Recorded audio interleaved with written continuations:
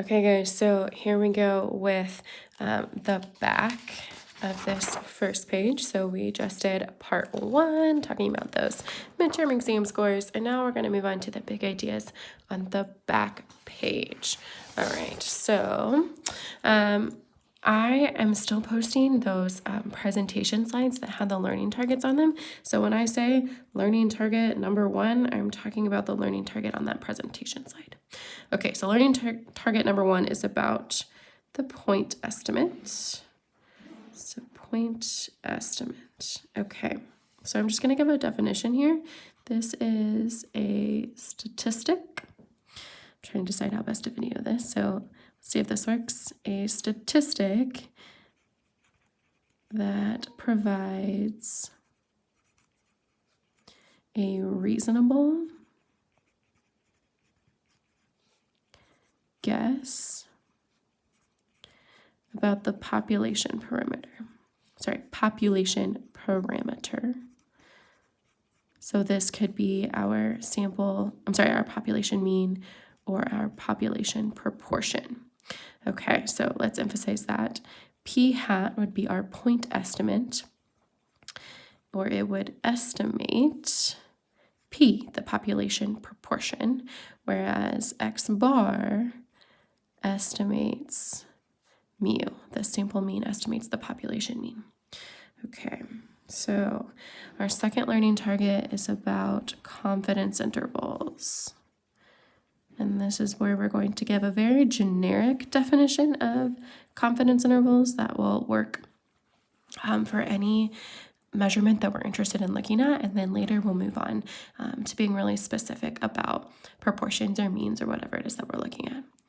Okay, so the formula for a confidence interval is to take the point estimate that you're working with and add and subtract the margin of error.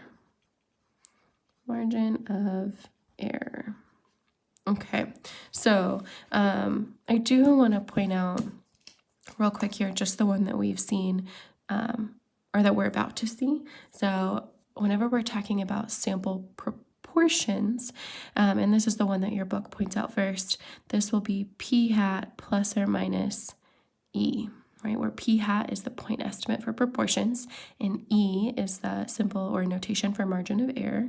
Now your book also has a couple different ways to write that. Of course, they put 3 different versions. So the first one that they give you is P hat minus E. So where we take the margin of error and subtract it from the point estimate, that will be less than the true parameter we're estimating, which will be less than P hat plus E. Okay, so that's the one your book starts out with. I think that's a little unwieldy, so I'll tend to use this plus or minus version, or the interval version that we just used, except it was for means, which is that P hat minus E, comma, P hat plus E.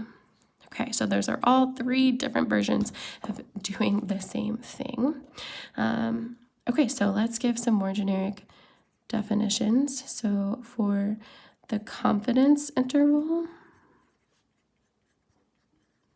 and as I write out confidence interval, I'm not going to want to do that very often in the future. So I'm going to indicate confidence intervals will often be abbreviated CI or CIs.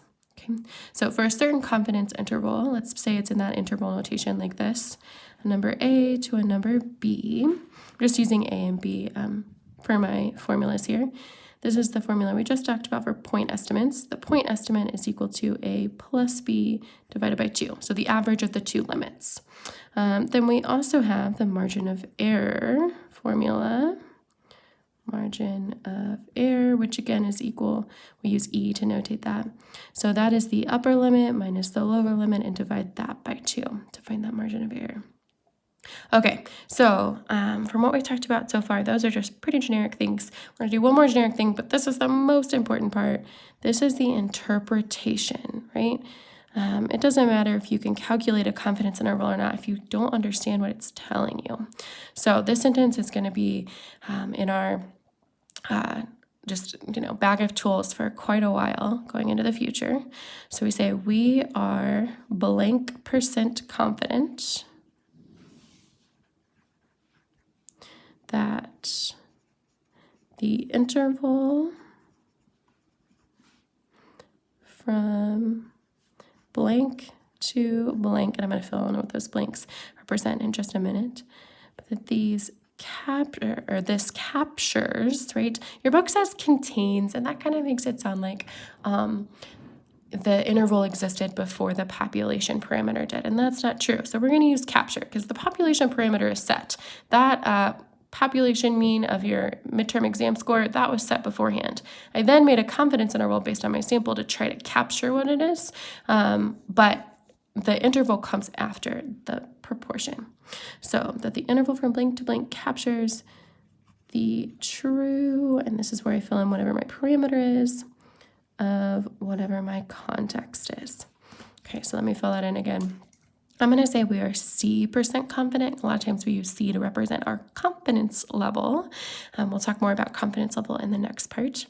That the interval goes from A to B because, again, that's coming from up here, the lower limit and upper limit of the interval. And they capture the true, and then whatever our parameter we're interested in is of, and then we fill in the context.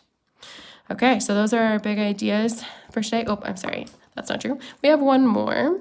I'm going to go ahead and fill in this last one for the 4th learning target today. So learning target number 4 is about decisions. So making decisions based on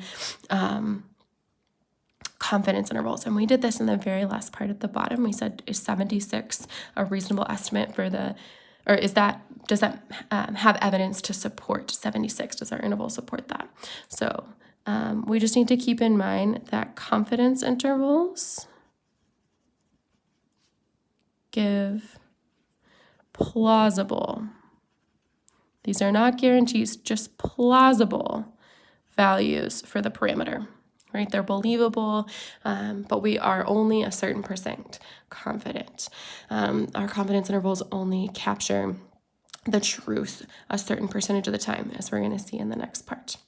Okay, so let's go ahead and utilize what we've got here in the big idea so far in this check your understanding problem. So it says the Pew Research Center and Smithsonian Magazine recently quizzed a random sample of 1,006 US adults. Okay, so I'm instantly stopping and I know what my sample size is. 1,006 is my N, but I also know what my population is. I'm looking at US adults. Don't care about kids, don't care about teenagers. I'm looking at adults, okay? So they quizzed them on their knowledge of science. One of the questions asked, which gas makes up most of the Earth's atmosphere? Hydrogen, nitrogen, carbon dioxide, or oxygen? I have no idea prior to this paper, of course. So I probably would have guessed. I might have said oxygen. So it turns out that a 95% confidence interval for the proportion who could or who would correctly answer nitrogen, oh, I was wrong, is 0.175 to 0.225. Okay, so we have a 95% confidence interval, and here are proportions. Now, if we wanted to change these to percentages, we would be talking about, what, 17.5% to 22.5% of people answering correctly. Okay, keep that in mind. We can always switch between proportions and percentages. Just be careful when you do so. Oh, I also am noting that this is my A and this is my B according to our formulas above, my lower limit, my upper limit. Oh, and there is one more important piece of information I need to find. It's a 95% confidence interval. So that's my C, my confidence level. Okay, so first I just asked to interpret. So I'm going to use my sentence up here. We are. All right, I have a confidence level of 95%. So we are 95%. I'm going to underline it to show that that's what I filled in up here. So 95% confident that the interval from, let's see, 0.175 is the lower limit, I should say, to 0.225 captures the true, and I'm looking to see what proportion or what parameter I'm interested in, and it said the proportion who would correctly answer nitrogen. So I'm interested in the true proportion. That is my parameter. But it's for the population, remember? So this is the true proportion of U.S. adults. That was my population. Who would correctly answer? Who would correctly answer nitrogen? Okay, there's my interpretation. I can guarantee a question like that is going to be on your next test. Interpret the confidence interval. As we move forward in these notes, we'll see how to actually construct the confidence interval, and interpreting will be the very last step, but it's always the most important step. Okay, so then it asks us to just calculate the point estimate and margin of error. So let's see, the point estimate, these are formulas that we're using up here. So it says A plus B divided by 2. AKA find the average. So we're taking 0.175 plus 0.225 and dividing by 2. Okay, let's get our calculator out here real quick. So 0.175 plus 0.225 and divide by 2. 0.2. All right. So the point estimate used to create that confidence interval must have been 0.2. Now, what about the margin of error? Well, I know E is my notation for margin of error, and I have to find the width of that interval, so I take the upper limit, 0.225, and subtract the lower limit, 0.175, and then divide that by 2 to find my margin of error. All right, so 0.225 minus 0.175 divided by 2. All right, I got 0.025, which makes sense. 0.2 plus 0.025 would be 0.225, and if I subtract 0.2 minus 0.025, I get 0.175. Makes sense. All right, there's my point estimate, my margin of error that must have been used to create this confidence interval up here. All right, last question. If people guess one of the 4 choices at random, about 25% should get the answer correct, right? That would make sense. 1 out of 4, just a random guess. 1 out of 4 is 0.25, so 25%. Does this interval provide convincing evidence that less, and it actually is asking us less than 25% of all U.S. adults would answer this question correctly? So we have to ask, is 0.25, right, converted to a proportion here, is that within our interval?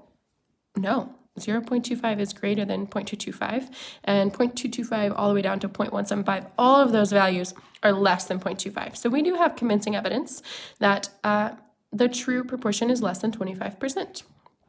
So let's answer that. Yes. And I could say all of the values in the interval, but I really want to emphasize that these values are plausible because they're a confidence interval. These are the plausible values. All of the plausible values in the 95% confidence interval are less than 0.25, right? 25% converted to a proportion. Therefore, the interval does give convincing evidence